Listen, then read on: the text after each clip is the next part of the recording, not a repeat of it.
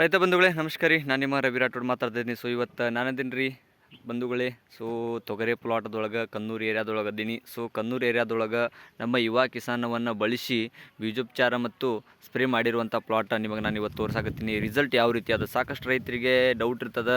Sir ಬೀಜೋಪಚಾರ ಸಾವಯವ ಔಷಧಿ ಯೂಸ್ ಮಾಡಿದ್ರೆ ಕಡಿಮೆ ಇಳುವರಿ ಬರ್ತದೆ ರೀ, ಸರಿಯಾಗಿ ಬರೋಂಗಿಲ್ಲ. ಸೊ ಅಂಥ ರೈತರ ಸಲುವಾಗಿ ಇದು ಪರ್ಟಿಕ್ಯುಲರಿ ವಿಡಿಯೋ ಅದ. ಸೊ ಯಾರು ಸಾವಯವ ಔಷಧಿ ರಿಸಲ್ಟ್ ಬರೋಂಗಿಲ್ಲ, ಸರ್ ಬೆಳೆ ಸರಿಯಾಗಿ ಬರೋದಿಲ್ಲ ಅಂತ ಹೇಳ್ತಿರಲ್ಲ, ಸೊ ಆ ರೈತಗಳು ಇದನ್ನು ತಪ್ಪದೆ ನೋಡಿರಿ ದಂಡಿ ಕೊನೆವರೆಗೂ. ಯಾವ ರೀತಿ ಅದ ಸೆಟ್ಟಿಂಗ್, ಇಳುವರಿ, ಆಮೇಲೆ ಹೂ ಸೆಟ್ಟಿಂಗ್, ಕಾಯಿ ಸೆಟ್ಟಿಂಗ್ ನಿಮ್ಗೆಲ್ಲನೂ ಕೂಡ ನಾನು ತೋರಿಸ್ತೀನಿ ಇವತ್ತು. ಬರೋಬ್ಬರಿ ಇದು ಪ್ರೆಸೆಂಟ್ ಇದೇ ವರ್ಷದ ಪ್ಲಾಟ್ ಅದ.